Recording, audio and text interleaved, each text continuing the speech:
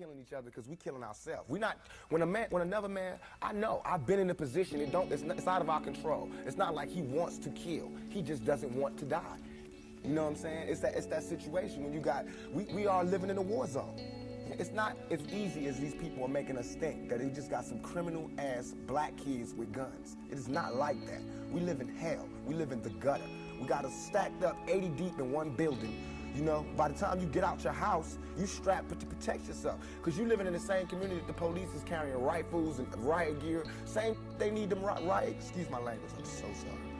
The same reasons they need the riot hat, the riot jacket, the flak jacket, the double vest, the 9mm Glocks with extra bullets, the tear gas, the mace, all that. Who do you think the police is using that against? Dogs? So we fighting the same villains that they fight in the street. But instead of them seeing us fighting villains in the street, we all villains. Is your generation the one that is picking up for where the Panthers left off, saying, all right, enough is enough?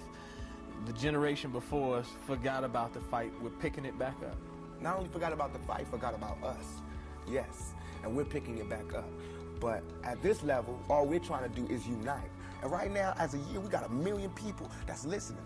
Now we can tell them something. Now we can try to get them that way, and we might lose some. We might gain some, but we would never even have that audience had we not said what was real.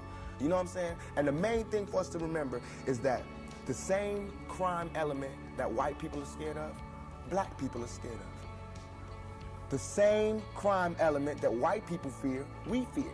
So we defend ourselves from the same crime element that they scared of. You know what I'm saying? While they waiting for legislation to pass and everything, we next door to the killer. We next door to him, you know, because we up in the projects where it's 80 in a building. All them killers that they letting out, they right there in that building. But it's better, just because we black, we get along with the killers or something? We get along with the rapists because we black and we from the same hood? What is that? We need protection too. Finally, I want to ask you about something that someone else asked you in the interview, and I thought the answer was interesting because I think it speaks to you and your generation a lot. Someone said, where do you see Tupac 10 years from now? You said, hey, I just want to be alive. That's real for you. That's so real. I made a metamorphosis. I'm a new person today because I used to strongly and honestly, I feel like I could represent my generation so much because I honestly did not care whether I lived or died. But now, I cannot die with people thinking I'm a rapist or a criminal. I can't leave until this shit's straight. You know, I'm not suicidal. I can't go until y'all really know what time it is. And then after that, boom, it's all over. And we can see, you know, how this shit fall. But that's how it is. And the reason being is because if I can't live free, if I can't live with the same respect as the next man, I don't want to be here. Because God has cursed me to see what life should be like.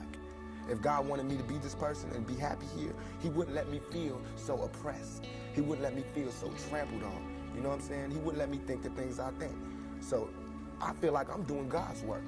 You know what I'm saying? Just because I don't have nothing to pass around for people to put money in the bucket don't mean I ain't doing God's work. I feel like I'm doing God's work. You know what I'm saying? Because these ghetto kids ain't God's children. And I don't see no missionaries coming through there. You know what I'm saying? So I'm doing God's work. While Reverend Jackson do his up in the middle class and he go to the White House and have dinner and pray over the president, I'm up in the hood, you know what I'm saying, doing my work with my folks. And just because I don't live there don't mean I don't go there. I got to go there because I can't